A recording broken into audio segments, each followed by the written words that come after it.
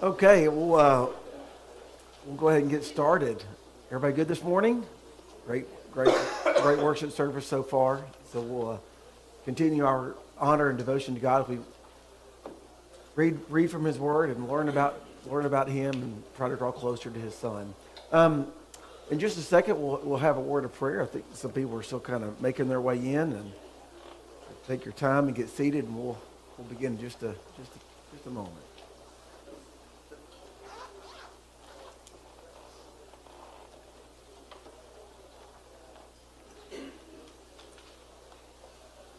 Good, good. If you would, let's bow with me, and we'll go to our God in prayer. God, it is good to be here this morning once again. Just our hearts after a Lord's Supper, and as we honored your Son and remembered Him, just that we just can't help to be flowing with gratitude for all that you do for us, your grace and your mercy that you extend to us, and just the brothers and sisters that we have here to share those memories with. We're just thankful this morning. God, as we just open up more of your word, try to learn about topics and matters within your word that just help us to live closer to you. Specifically, God, we're going to be learning about the concept of how we defend the truths in your word. And even very specifically today, just how we're supposed to live our lives in such a way that people are attracted to us and they'll be curious about how we live. They'll be thoughtful about how we can face adversity and still do so with a disposition that has hope and has meaning, even when things aren't going great. So God, we want to live that way so people will ask about why we had this hope. And as we are asked those questions, God, we're going to just beg and lean on you for wisdom, to know how to answer, to know what to say, and do it with humility and love. And as we do those things, God, we just ask you to bless our work and our effort. And of course, we always pray for the right motivation for this only to be for your glory. We ask this prayer in your Son's name. Amen. So Darrell kicked us off last Wednesday, and we've kind of shifted from this concept of worldview to this kind of little bit of I hope it's not too esoteric, this little topic of apologetics. It's not a word that we use very much outside of sometimes religious circles. And so Darrell kind of concluded some worldview stuff last Wednesday and probably spent, I guess, Darrell about half the time. I listened to it online. Just an excellent class. If you haven't had a chance to listen to that, I encourage you to if you weren't here. And then spend about the other half of his time talking about apologetics and just introducing that concept. We're going to be talking about today the character of an apologist, like who we are on the inside if we represent Jesus and we are equipped to defend the truths of Christianity. But before we do, I think just since we only allocated a small portion or a part of the portion of the last class, I still want to go over it because it is just not an everyday word when we talk about apologetics and like what is apologetics. And Darrell gave a much more comprehensive definition, a more accurate definition than the one I'm going to just share with you just in a moment. Mine's going to be like this a little addendum to a definition. Maybe it's easy to remember. But just by way of review and also just to kind of get you thinking, when you hear the word apologetics as it relates to our spiritual lives, relates to Christianity, just real quickly, what everybody but Darrell and Sterling, what do y'all think about when you hear the word apologetics, as we discussed last Wednesday? Knowing how to share. You will learn how to share. Knowing how to share. Knowing how to share. Yes. And is it more than sharing is a key part? And is there another word to say more? I would just say it's the reasons we believe. Good point. Good point. And you see the wisdom, don't you, between worldview and apologetics? You see this bridge between those two things exactly. Anything else you want to say? What's defending it and supporting it? Defending and supporting it. So we have All kinds of attacks. that sharing is such a key. In this apologetic approach, it does require some defense sometime. That's exactly right. And yet, it's a tricky thing, right? Because when you hear this word defend, sometimes that can be almost, use the word combative, right? If you're trying to defend your home, you're going to be combative. That's not what we're saying today at all. But so we're going to properly define the word defend. Just a real abbreviated definition I have. This is not the most comprehensive definition we could have. But an abbreviated definition is I came up with this real short sentence. The art and the science of defending the basic truths of Christianity. Just a real simple definition. The art and the science of defending the basic truths of Christianity. And and that's not a perfect definition, but the reason I came up with that, just think about the art and the science. And not asking you to read my mind, but just why might I word it that way? The art and science. Why is that? And although Sterling was wrapping up the worldview portion of the class, I think he was on to something even if it relates to apologetics. Well, why might I think about that? Anybody? Can't read my mind, huh? Yes, sir. What comes to mind is that there are many ways of presenting facts. You can present them in an argumentative way, point being to win an argument, or you can present them with the goal of convincing that person of the truth of the gospel. Sir. Yes, sir. Why you believe in God. Yes, sir. Yep. Sterling also talked last Sunday about just this, if A equals B, then B equals C, that type of thing, and that maybe is not what ultimately persuades someone to come to a relationship with Jesus. I agree.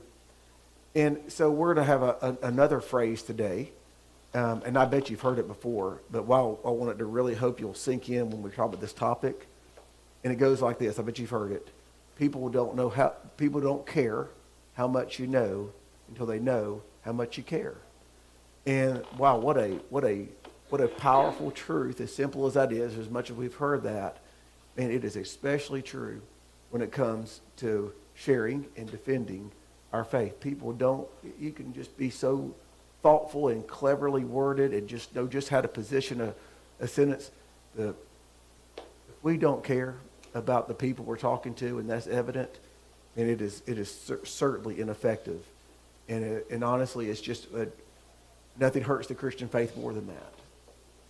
I'd Okay? like to add to his thought that I often find myself in my life to have been wrong in what I'm concluding, what I'm trying to share, and I can learn from those with whom I am sharing. That's right.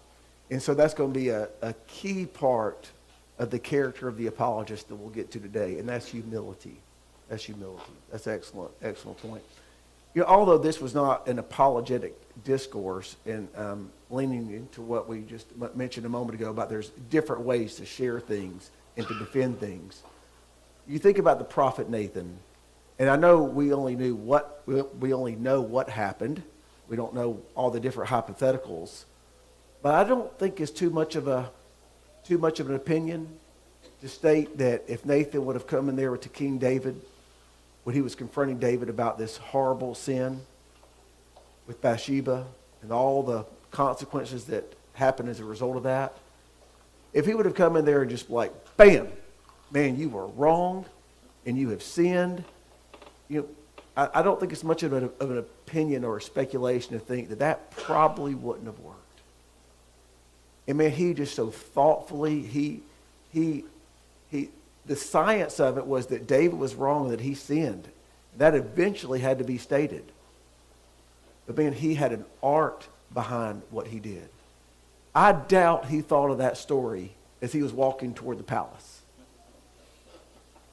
He spent a lot of time thinking I know, conjecture, if you will forgive me with this, and praying about what he had to say. Don't think that's much of a speculation. And that's going to be another characteristic of the apologist, and that is a person who is humble enough to know that he or she needs to be praying all the time before they approach and to share and defend the gospel of our Lord. So just thoughtful about that. And it's not just David, just real quickly about this art. You think about all the ways in which Jesus presented things. I mean, we could spend, and we won't because it's not the ultimate topic of the class, but it relates to it. But we could spend the rest of the class talking about how Jesus used the art, not the science, of the ability to persuade people. I mean, I'll just give one example that is so poignant. I mean, think about, your mind already right now, I just see it as your body language. You're already thinking about things. You're already thinking about like how thoughtful he was with that. But think about the probably one of the most famous stories, parables in the Bible. We're called it different things: the prodigal son, the father with two brothers, the loving father, all sorts. We probably know it best by the prodigal son. But think about how many fundamental truths that are shared in that story, and we remember them because it was so artfully done. And so, real quickly, just what are the basic truths? Think of how many. I came up with 3 big ones. Not every little detail, but the big ones. What are they? What did we learn? About what? Everybody at once. Love for each other.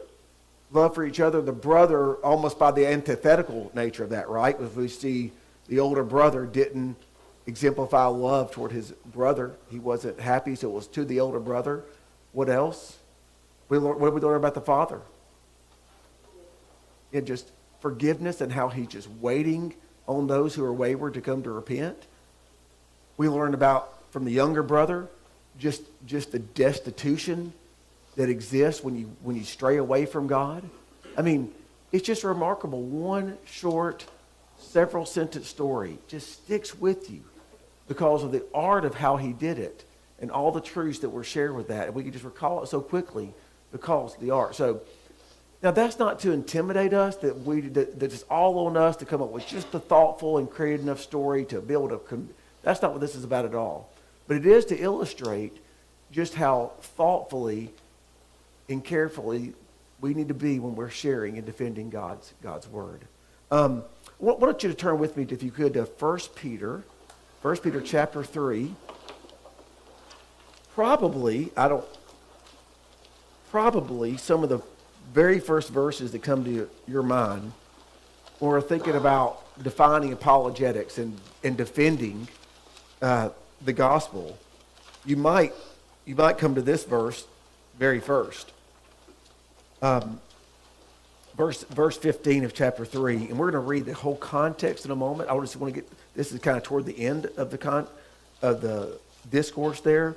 But verse 15 says, "But in your hearts honor Christ the Lord as holy, always being prepared to make a defense," there's that word again, "to anyone who asks you for a reason for the hope that is in you. Yet do it with gentleness and respect." What a comprehensive sentence there.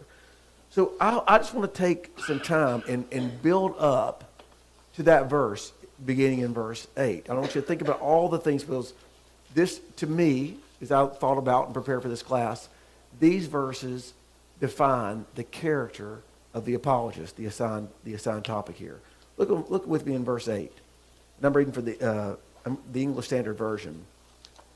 "Finally, all of you have unity of mind." We're going to go through it quickly, then we're going to come back and talk about it. So being unified. Uses the word have sympathy, or some versions say compassion.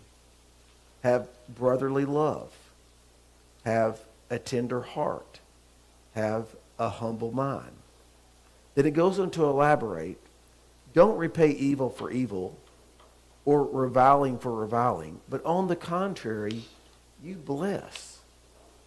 For to this you were called. Now think about that calling. Don't just don't read over that too fast. It says, this is why you were called. To bless those who are about you. I mean, you think about that. This is why you were called, that you may obtain a blessing for whoever desires to love life and see good days. So do you desire to love life and to see good days? Of course you do. We all do. This is the instruction, this character of who we're supposed to be. We're supposed to keep our tongue from evil.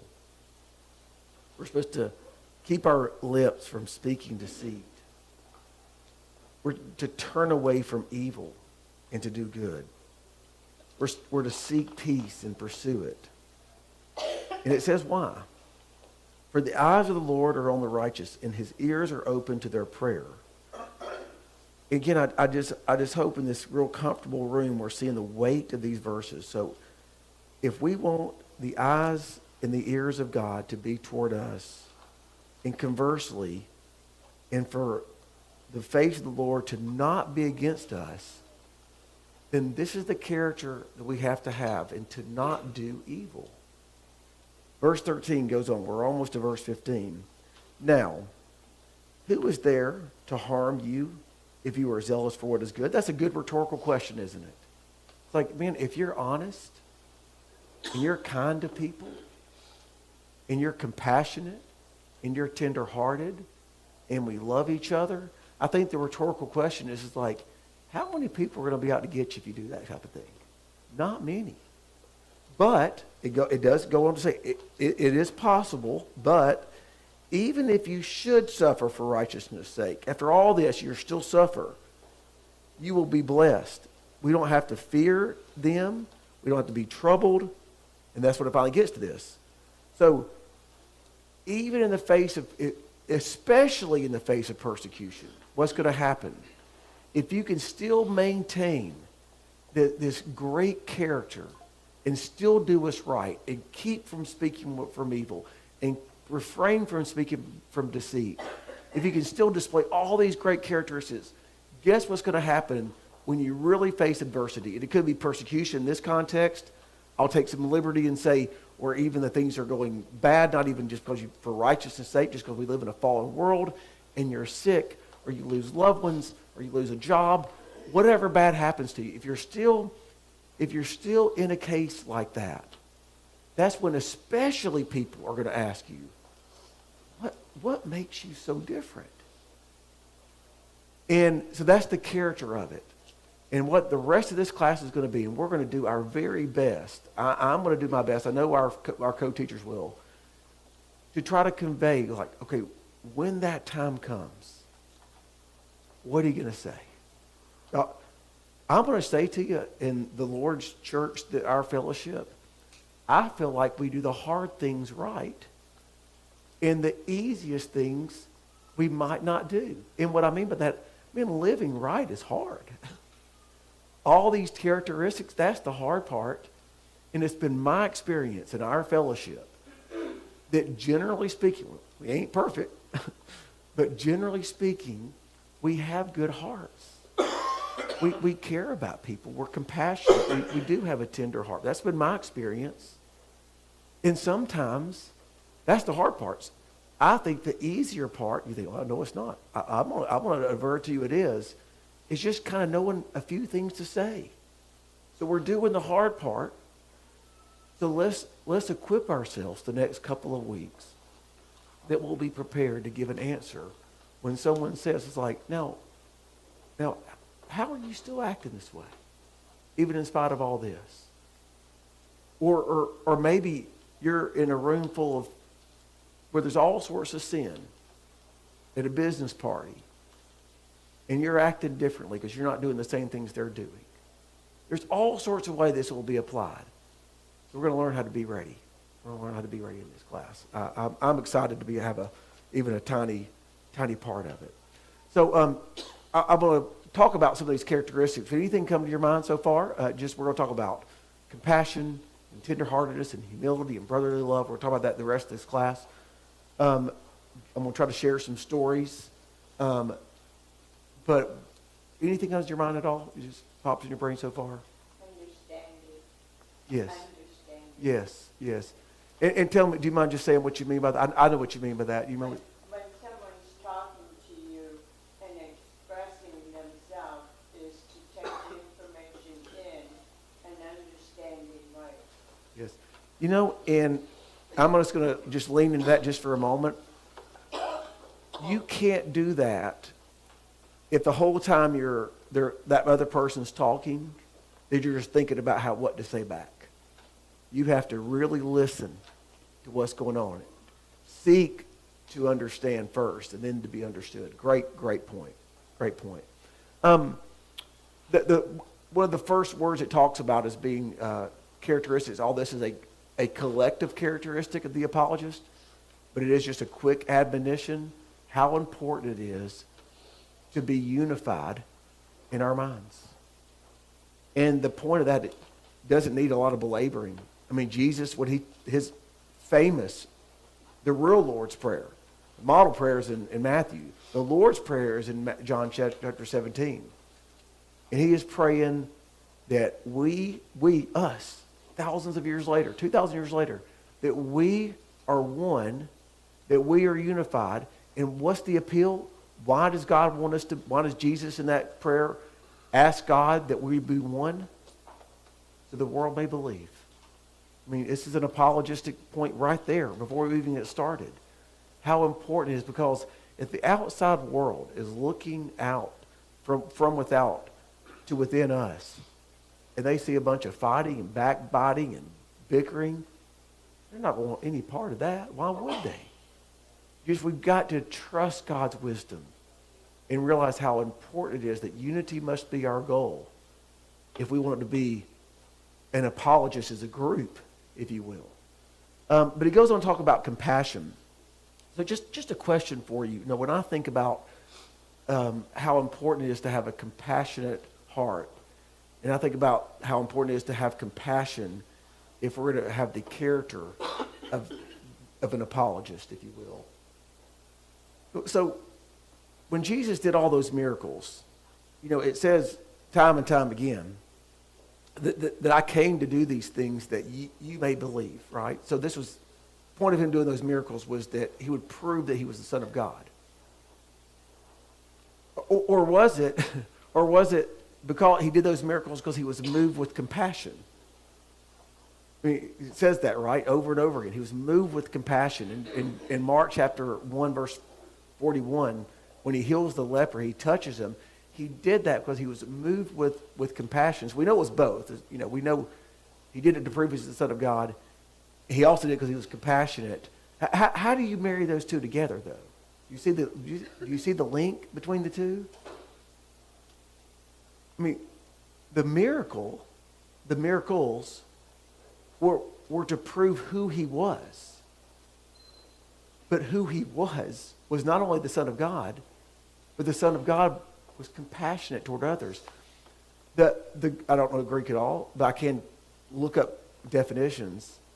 The Greek word or expression for moved with compassion that we use is he was moved from within his guts, is what it says.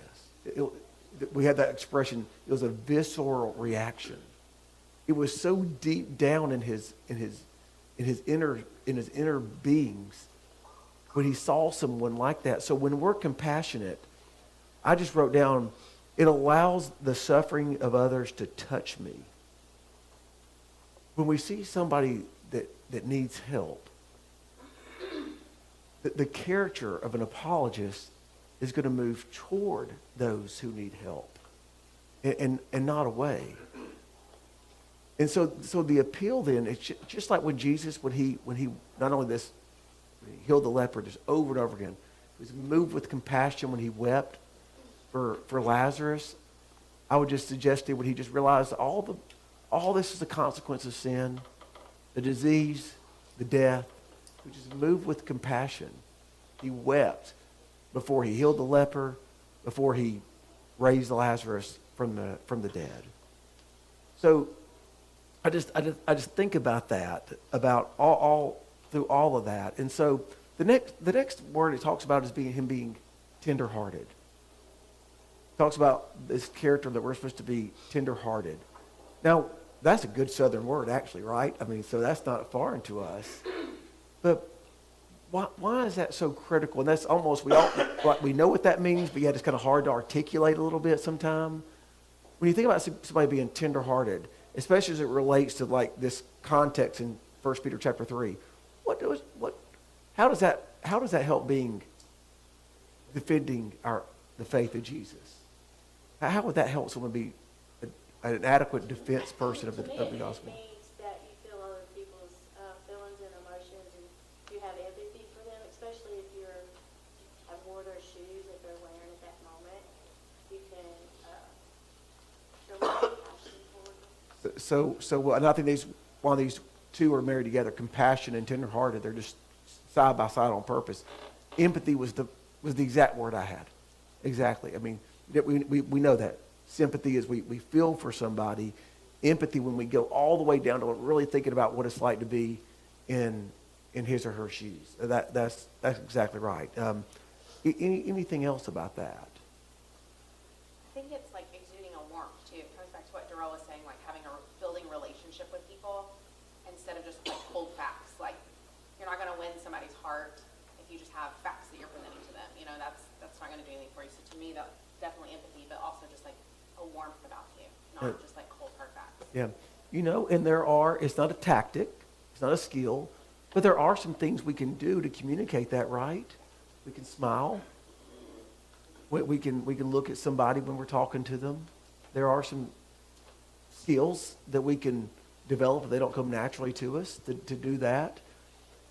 You know, when you have a tender heart, I'm going to say it also causes some things. I think it causes a person to observe what's going on. I think it's going to cause you to listen longer, even when you don't think you have time. I think it's going to cause you to really think, it's like, well, empathy, Debbie, what would it be like if I was in this situation? To me, that's what a tender heart does. And although it's just a brief mention, the more I thought about it, I was like, kind of a tender heart kind of undergirds everything we're talking about. You have a real tender spirit about you. I think if you have a tender heart, you're going to assume the best in people. And you might be defrauded sometime if you do that. And I'm not suggesting you just be gullible. We got to be wise. But I tell you what, I hope I have the disposition that I'd rather be defrauded 9 times if I can get one right. I hope I have that. You know, there was a person that I'm very close to, and they were in college, and they went to a great school down at Florida College, great school. But this person was just super shy. And ironically, you go into a great school, a great Christian school like that with all the wonderful teaching. That's when he hit kind of a faith crisis. You just never know when that's going to happen to somebody. And I would say it was in spite of him going there, not because of it, just the opposite. But nevertheless, it hit him, and so so I would talk to this person on a regular basis, and he was just shy because he was eating by himself. He would just go to the dorm and be by himself, and just all these type of things, and so but occasionally I would talk to this person. I say, "Do you lunch with anybody today?" And so he's like, yeah, and he'd name the person that would come over and sit with them and have lunch. Y'all talk about anything? He said, no, not really. But he just sat and just chatted for a second. That's great. And I kept talking to this person, and so how was class? And so he said, so-and-so professor, he asked me to come to his office and just talk about a book that he found out that I read about. And he said, we actually talked about, over an hour about this book that we had both read, which is great. You hear the excitement, and this person stopped going to church on a regular basis, and it was fascinating, the thoughtfulness. So he had one so-called underprivileged person in his life there. Just didn't have a lot of money. He was there on some good generosity of somebody else who paid for his school. And this person was thoughtful enough to know, this guy's not going to church, but he's still a nice person. And so I saw what was going on. The person I was talking to didn't, but he said, hey, could you give me a lift to church? I don't have a car and you do. And of course this person was like, well, sure I will. Sure I will. Well, what's interesting about all of that is, do you see what that required? And by the way, all three of those were same person who was struggling, but three different people contributed to all that. Regular lunch sits, regular talks in that professor's office, that's what it developed into, and then regular rides to church that he was giving someone else. He thought he was doing him a favor. That's the reason he did it. And I'll tell you something interesting about that. I don't think this person that I'm close to, that I was telling the story about, needed any more facts in his life. I don't think that was what was missing. I think he knew all about the facts. And I'm going to suggest, I can't be sure about this, but I don't even think during those probably I couldn't imagine how challenging those lunches were because this person doesn't talk. And so regardless of what was said or wasn't said at those lunch visits or the book talks, or if anything was said on those car rides or anything that he heard at church sparked some major okay, I'm going to just get serious about my faith again. But what it did, and sometimes this is all it takes, it bought him some time. It bought him some time. And by the way, that person is great now. He's great. He's great. And I mean faithfully great. And he just needed some time. And so the point is you see this accumulative approach that takes place, that it didn't take much. It was the character of those three apologists that contributed to this person just hanging around long enough to kind of figure things out again. Just hanging things around. It's it required observation. It required time. It didn't require a ton of strategy.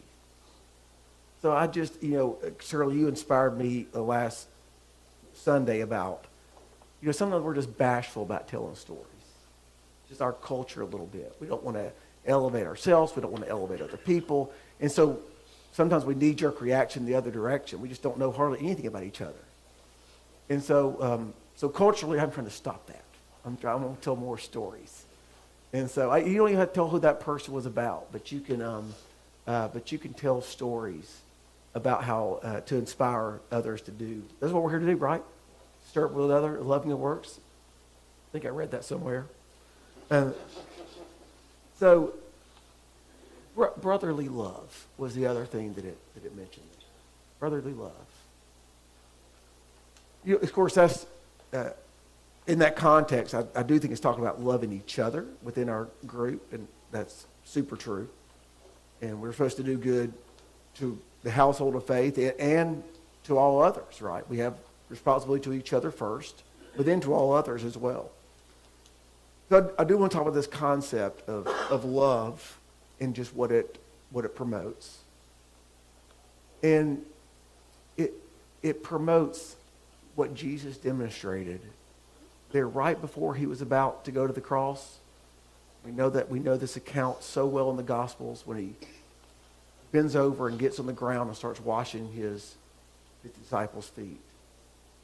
And I think that story being so familiar to us, sometimes it just loses its punch a little bit. That's what happens with all of our brains. But wow, what what an historical account this revealed to us during that. That Jesus was just washing feet by way of example of what it means and what it means to love. And that's what we have to do. We have to observe again, and we have to give our time to show love. And I'll reference something else that we've just heard of this great congregation at Lost River. Josh's Lord's Supper talk last Sunday morning. If you weren't here by chance, want to appeal to you to go back and listen to it. Because I think he really made that very, very relatable. That sometimes it's not something. I think this is the mistake that we fall into sometimes. We think it's some grandiose thing, profound thing that has to happen. When in reality, it's just this accumulation of all these small things that we do that we think are no big deal, like writing cards, like providing a meal. You just got to know your world. You've got to know your world. And you've got to observe it. And sometimes, listen, I have more time right now to help people than I did 15 years ago when I had 2 small kids in the house. If I get that, so does God. So does God. He knows your world better than you know your world. So you can only do what you can do sometimes. And that changes through different stages of life. That changes based on the resources you have. And I can't explain all that. I can't at all. But you just got to know your world and then act the best you can accordingly to do so.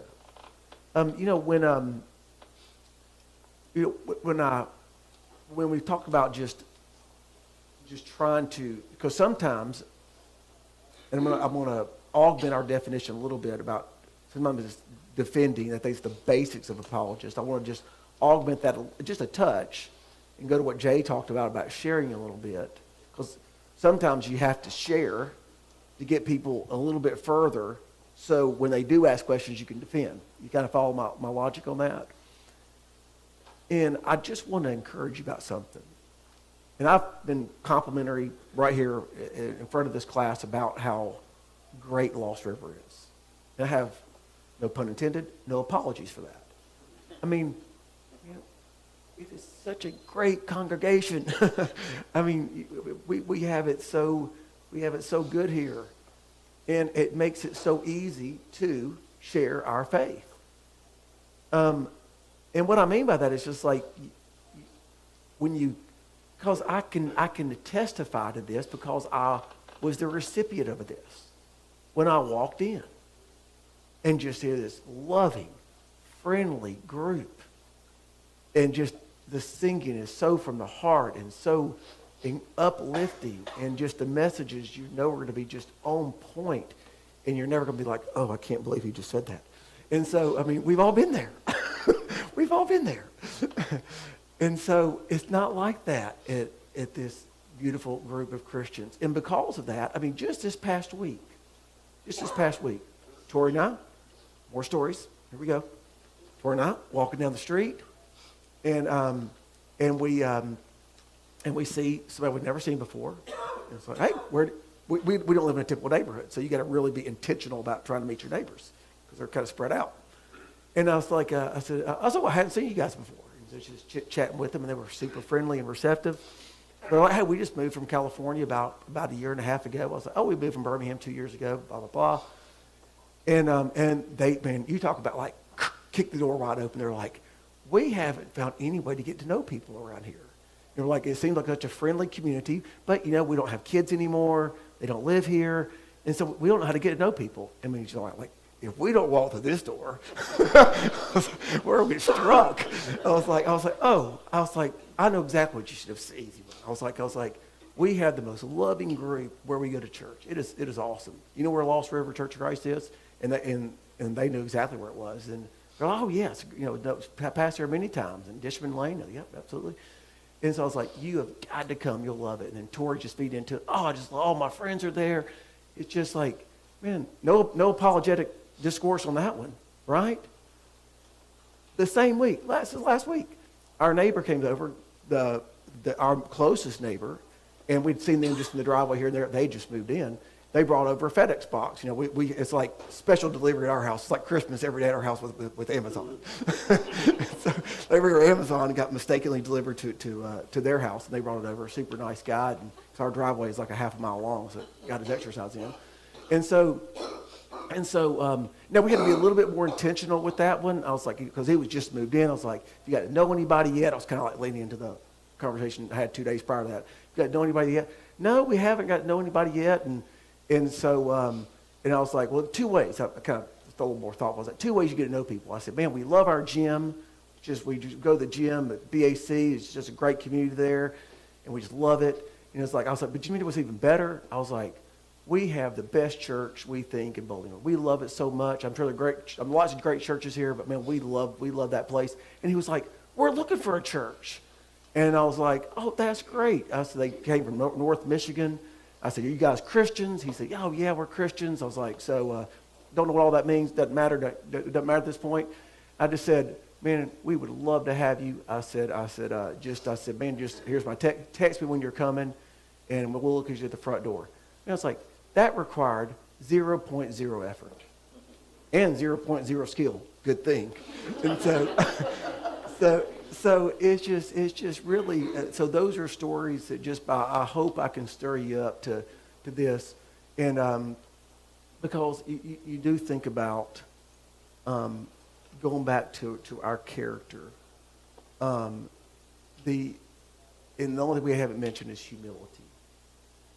So when we do get to that point, when we're talking, and we're talking about things that might be a little sticky, and we got to start defending some things a little bit, I tell you what, for all the things I do wrong, and let me count the ways, I have made it a habit to be praying during those conversations, just kind of in my brain, about listening carefully, trying to understand, and think, God, my prayer is like super simple. It's like, God, don't let me blow this. That's what I pray. Don't let me blow this, God. Just give me the right things to say. And Jay, you're right, brother. It's all about, because guess what? I could be wrong about something. It could work in reverse sometime. But I pray that I have the humility that comes across when I'm sharing what I think to be the truth, the best of my knowledge, and I defend it with grace and love. Jay, go ahead. Sometimes oftentimes prejudice really works against us. And I'm struck with the fact that when Jesus healed the lame man didn't know who that was that healed him. He just knew he was well.